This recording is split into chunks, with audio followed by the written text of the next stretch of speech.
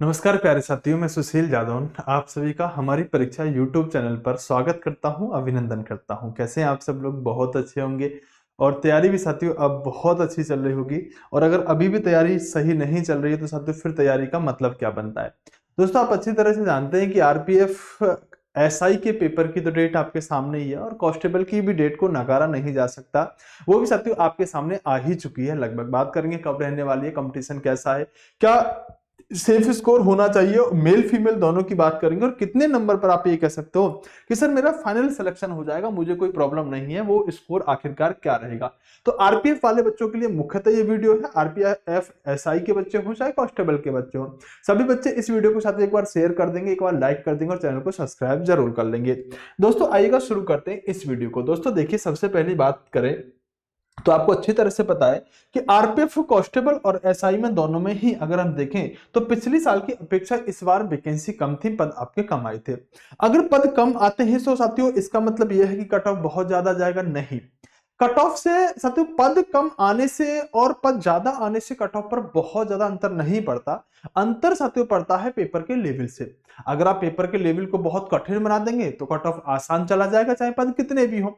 और cut off अगर आपको ऊपर लेके जाना है तो उसे आसान बना दो। निश्चित सी बात है, पेपर का लेवल जैसा होगा कट ऑफ भी साथियों उसी पर डिसाइड ज्यादातर करता है, वैकेंसियों पर बहुत ना के बराबर डिपेंड करता है।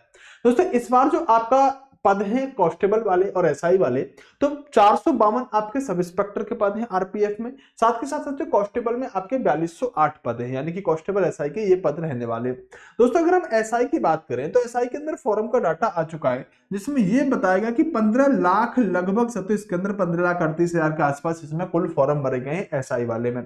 तो साथियों बहुत ज्यादा फॉर्म भर गए, इतनी किसी को उम्मीद नहीं थी। और अगर इतने फॉर्म भरे गए तो अब आपको तैयार भी रहना चाहिए कि आसान कंपटीशन तो नहीं रहेगा। देखो कट ऑफ ऊपर नीचे जाना पेपर के लेवल पर डिपेंड करता है, लेकिन कंपटीशन आसान नहीं है, ये बात हमें निश्चित रूप से पता चल रही है कि साथियों पद जो है वो कम है और फॉर्म बहुत ज्यादा है, तो कंपटीशन ज्यादा है, कट ऑफ चाहे जो भी रहे।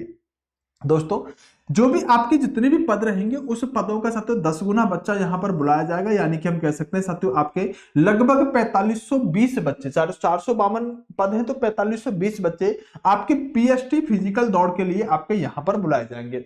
दोस्तों साथ के साथ बात करें क्या इनकी सर एग्जाम डेट आ चुकी है, तो बिल्कुल साथियों एसआई की तो साथियों ऑफिशियल एग्जाम डेट आ चुकी है और बदली भी गई है, लेकिन 2-3 दिन ही उसमें बदलाव हुआ है, तो कोई बड़ी बात नहीं है। तो आपका एसआई का जो एग्जाम हो रहा है आरपीएफ में वो दिसंबर में हो रहा है। और जो कांस्टेबल की साथियों एग्जाम डेट है ना, ये अभी ऑफिशियल अनाउंस नहीं हुई है, लेकिन आप टेंशन मत लो, जनवरी में ही इसकी डेट तो आ चुकी है। क्योंकि इसमें क्या था साथियों कि एक लेटर पहले वायरल हुआ था, उस वायरल लेटर के अनुसार ही उन्होंने ऑफिशियल लेटर दिया था। तो जो ऑफिशियल लेटर दिया है उसमें एसआई की तो डेट दे दी है, लेकिन जनवरी में उन्होंने कांस्टेबल की नहीं दी है। लेकिन जो एक लेटर वायरल हुआ था उसमें जनवरी में कांस्टेबल की भी डेट दे रखी थी। तो आपके सामने साथियों अब कांस्टेबल और एसआई दोनों की ही एग्जाम डेट है, 1 दिसंबर और 1 जनवरी। अब दोस्तों आपके सामने बहुत सारे प्रश्न हो सकते हैं, जिनमें से हम बात करें कि एग्जाम का स्तर कैसा होगा, एग्जाम सिटी एडमिट कार्ड कब आएंगे, साथियों आपके एग्जाम सिटी कितना दूर जा सकता है, इस पर बहुत बढ़िया बात बताने वाला हूं मैं। और क्या पद बढ़ने की अभी भी कोई उम्मीद है कि नहीं है, इस पर साथियों मैं आपसे बात करने वाला हूं। सबसे पहले मैं साथियों आपको इन्हीं प्रश्नों के जवाब देता हूं कि साथियों एग्जाम का स्तर कैसा रहेगा। स्तर से मतलब है कि सर लेवल आपका कठिन होगा पेपर का, या आसान होगा, या पहले जैसा होगा। तो दोस्तों मैं आपको बताना चाहता हूं कि एग्जाम का जो लेवल है पहले जैसा, अगर आप सोच के बैठे हो कि पहले जैसा लेवल आएगा, तो पहले जैसा साथियों लेवल आपका बिल्कुल भी नहीं आने वाला। पहले जैसा लेवल आपका बिल्कुल भी नहीं आने वाला है। भूल जाना कि जैसा आप पिछले साल के पेपरों को देख के एनालिसिस करके उनको लगा रहे हो और उसी के आधार पर अपना मॉक टेस्ट में आप स्कोर देख रहे हो, तो पेपर पहले जैसा बिल्कुल भी नहीं रहने वाला। क्योंकि आप देखेंगे कि पहली बार साथियों फाइनल कट ऑफ आपकी 120 में से 120 चली गई थी। अब कोई संस्था कोई कंपनी नहीं चाहेगी कि साथियों उसकी कट ऑफ पूरे में से पूरे बच्चे करके आ जाए और बच्चे फिर आके कहें कि भैया ये कैसा पेपर आपने बनाया। तो कट ऑफ को कम करने के लिए कोई भी कंपनी क्या करेगी साथियों, आपका पेपर का लेवल बढ़ाएगी, कठिन पेपर बनाएगी, जिससे कि कट ऑफ आपका नीचे चला जाए, 120 में से 120 ना चला जाए। तो दोस्तों आपको क्या करना पड़ेगा, आपको थोड़ा सा अच्छे लेवल की तैयारी करनी पड़ेगी। एग्जाम का स्तर बढ़ने वाला है, 100% बढ़ने वाला है। एडवांस के जैसे मैथ वगैरह में साथियों आपको थोड़े से पोर्शनों को टच करना पड़ेगा, क्योंकि मैं बार बार कह रहा हूं कि साथियों कट ऑफ उससे कम लेके आना है, इसलिए पेपर के लेवल को बढ़ाना पड़ेगा। आपको अपनी चीजों को अच्छे से कवर करके चलना होगा। अगर आपको इसके अंदर नंबर डालना है तो। दोस्तों एग्जाम सिटी और एडमिट कार्ड कब आएंगे, तो यह बात भी जान लो कि एग्जाम सिटी और एडमिट कार्ड कब आएंगे। दोस्तों रेलवे का यहां पर स्पष्ट रूप से कहना है कि जब भी आपका एग्जाम होगा, जिस डेट का भी, उससे 10 दिन पहले हम आपको क्या दे देंगे, आपका तो सिटी बता देंगे कि आपका एग्जाम कहां हो रहा है। जैसे आपने एलपी में अभी देखा, जिनका 25 से एग्जाम शुरू है, उनका तो 15 तारीख की शाम को बता दिया कि आपका एग्जाम किस सिटी में होने वाला है। और दोस्तों जो आपका यानी कि ये तो होगी एग्जाम सिटी की बात, कि पेपर से 10 दिन पहले आपको एग्जाम सिटी पता चल जाएगी। एडमिट कार्ड पे हमें साथियों क्या पता चलेगा कि हमारा एग्जाम साथियों किस सेंटर पर रहने वाला है। वो सेंटर कब पता चलेगा, वो एडमिट कार्ड में पता चलेगा। तो एडमिट कार्ड के बात करें तो साथियों ये आपके पेपर से 4 दिन पहले आपका एडमिट कार्ड आ जाएगा, जिसपे आपको ये पता चल जाएगा कि साथियों किस जगह पर यानी कि किस लैब में साथियों आपका एग्जाम होने वाला है। ये आपको 4 दिन पहले पता चलेगा। तो एग्जाम सिटी और साथियों मैंने एडमिट कार्ड की बात कर ली, 10 दिन पहले आपको एग्जाम सिटी और 4 दिन पहले आपका एडमिट कार्ड आ जाएगा। दोस्तों एग्जाम सिटी कितना दूर जा सकता है, क्योंकि इस बार क्या है, जोन वाइज वैकेंसी तो है नहीं, फॉर्म इन्होंने ऑल इंडिया भरवाया है, ऑल इंडिया ही इसमें कट ऑफ लगने वाली है। तो साथियों आपका जो एग्जाम है वो कहां पर होगा। दोस्तों एलपी के अंदर अगर हम देखें तो ऐसा माना गया कि एलपी में किसी किसी के साथ 10 किलोमीटर ही घर से एग्जाम चला गया है, और किसी के साथ 1500 किलोमीटर भी एग्जाम दूर गया है। यानी कि अब इसमें हम ये कह सकते हैं कि ऐसा बिल्कुल भी नहीं है कि आपके घर के नजदीक ही आपको एग्जाम मिल रहा हो, ऐसा बिल्कुल भी पॉसिबल नहीं है। आपको साथ दूर भी जा सकता है और आपका एग्जाम नजदीक भी रह सकता है। सर किसका दूर जाएगा, किसका नजदीक रहेगा, इसका कोई क्राइटेरिया नहीं है, वो उनके ऊपर डिपेंड करता है कि कहाँ की लेवल ज्यादा है, कहां पर उन्हें बच्चा किस तरह से मैनेज करना है। आपका एग्जाम तो कहीं भी जा सकता है, 1500 किलोमीटर दूर भी जा सकता है, और हो सकता है कि आपके घर के 10 किलोमीटर दूर पर भी आपको एग्जाम देने के लिए मिल जाए। यह भी साथियों आपने एलपी से देख लिया होगा, ऐसा उसमें हुआ है। क्या पद बढ़ने की सर कोई उम्मीद है क्या, अभी भी उम्मीद लगा के बैठे, तो मैं इस उम्मीद को लास्ट तक रखूंगा, अंत तक रखूंगा। मुझे लग रहा है कि साथियों आरपीएफ के अंदर कांस्टेबल एसआई दोनों के पद तो बढ़ेंगे। दोस्तों पेपर होने के बाद भी पद बढ़ सकते हैं, इस बात में कोई बड़ी बात नहीं है। सीपीओ वगैरह में कई बार देखा है कि पेपर होने के बाद भी, कट ऑफ लगने के बाद भी साथियों आपके पद बढ़ते हैं, तो ये कोई बड़ी बात नहीं। दिल्ली पुलिस में भी एक बार ऐसे हुआ है। तो पेपर होने के बाद भी साथियों आपके पद बढ़ सकते हैं, और मुझे अब भी लगता है कि पद शायद बढ़ेंगे, क्योंकि हर साल अगर ये वैकेंसी निकालने की तैयारी में होते तो शायद पद नहीं बढ़ाते, और अगर अगली साल वैकेंसी निकालने की ताकत रखते हैं ये, तो फिर पद नहीं बढ़ाएंगे, 100% है। लेकिन मुझे लग नहीं रहा कि अगली साल फिर से आरपीएफ कांस्टेबल और एसआई की वैकेंसी लेके आएंगे, इस हिसाब से पद बढ़ने की संभावना रहेगी। अगर पूरी तरह तैयार होंगे ये कि नहीं हमें अगली साल वैकेंसी निकालनी ही निकालनी है, तो फिर पद बढ़ने की बात को भूल जाइएगा। अब बहरहाल जिस वीडियो में आप आए हैं साथियों, वो किसके लिए आए हैं, वो आए हैं कि सेफ स्कोर क्या रहेगा। उससे पहले साथियों मैं आपको 2018 की मेल और फीमेल की एक बार कट ऑफ दिखा देता हूं कि 2018 में मेल फीमेल की कट ऑफ क्या रही थी।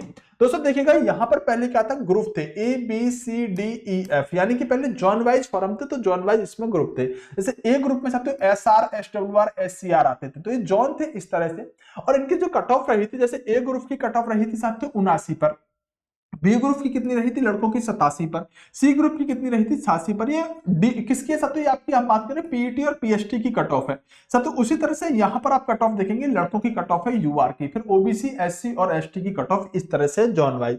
अब की बात तो ऐसा कुछ है नहीं, लेकिन अमूमन एक आइडिया लग जाएगा कि आरपीएफ में कट ऑफ कितनी जाती है।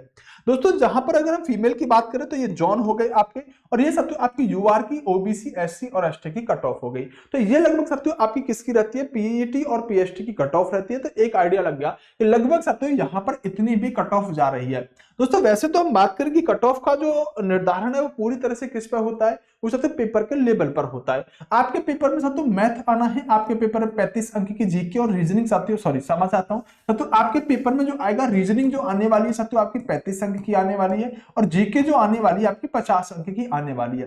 दोस्तों अगर आप कहें सर सेफ स्कोर क्या हो सकता है, तो दोस्तों मेरा मानना है कि मैथ में आप 30 कर देंगे, रीजनिंग में आप 30 कर देंगे, और 30 ही मान लीजिएगा साथियों आप किस में करेंगे, जीके में अगर आप कर देते हो। मुझे लगता है कि अगर आप अच्छी तैयारी में हो और अच्छी ताकत लगाए हुए बैठे हो, अच्छे से मेहनत कर रहे हो, तो 30-30 आप तीनों में कर दोगे। मैथ में हो जाएंगे रीजनिंग में आपके मान लीजिएगा 32-33 तक आप कर दोगे, तो मैथ में मान लीजिएगा आप 27-28 तक कर दोगे तो मैनेज हो जाएगा। जीके में आप 30 कर सकते हैं और ये होने वाला स्कोर होता है। तो आप अगर 90 स्कोर कर पाते हैं तो आप सकते हो किसी भी कैटेगरी में है आप सेफ रहने वाले हैं। यानी कि मैंने जो कट ऑफ लिखी आप 90 क्वेश्चन कर दीजिएगा जनरल में, ओबीसी में 85 क्वेश्चन, एससी में साथियों आपके 81 क्वेश्चन और एसटी में अगर आप साथियों यहाँ पर कितने 77 क्वेश्चन करते हैं तो आपको साथियों कोई रोकने वाला नहीं है। इतना इतना स्कोर आपका सेफ रहने वाला है। अब 90 होगा कैसे ये भी आपके सामने है, और साथियों आप कैटेगरी वाइज आपका सेफ स्कोर क्या रह सकता है ये भी आपके सामने है। तो दम लगा दीजिएगा, ताकत लगा दीजिएगा, और अगर कोई डाउट बचता है तो आप एक बार कमेंट बॉक्स में जरूर बताइएगा। दोस्तों आपका स्कोर अभी मॉक टेस्ट में कितना बन रहा है ये भी बात जरूर बताइएगा। और दोस्तों ये जो आपका स्कोर मैं दिखा रहा हूं ये नॉर्मलाइज स्कोर है, इस बात को भी ध्यान रखिएगा कि इतने क्वेश्चन आपके साथियों दौड़ के लिए अगर आप इतना कर देते हो तो आप दौड़ के लिए बुलाए जाओगे नॉर्मलाइजेशन के बाद। और जो मैंने आपको कट ऑफ दिखाई है पिछले साल की वो भी नॉर्मलाइजेशन के बाद है। और दोस्तों जो 120 का मैंने बताया कि 120 में से 120 कट ऑफ गई है कुछ जोनों की, तो वो भी आपके नॉर्मलाइजेशन के बाद है, लेकिन इसमें 30-30 35-35 अंक का साथियों आपको नॉर्मलाइजेशन भी देखने के लिए मिला है। तो ये बात भी आपको पता होनी चाहिए। तो घबराना और डरना नहीं है, क्योंकि नॉर्मलाइजेशन आपको एक मंत्र है जो आपको मिल जाएगा। वीडियो को साथियों लाइक करके चैनल सब्सक्राइब अगर नहीं किया तो एक बार कर दीजिएगा। समय समय पर मोटिवेशन और सही चीजें और सही गाइडेंस मैं आपको देता रहूंगा। वीडियो कैसी लगी, आपका स्कोर कैसा बन रहा है, आरपीएफ एसआई की तैयारी कर रहे हैं, कांस्टेबल की तैयारी कर रहे हैं, जो भी आपका डाउट है वो एक बार कमेंट बॉक्स में जरूर बताइएगा। बेस्ट ऑफ लक, नमस्कार, जय हिंद दोस्तों, बाय बाय, टेक केयर।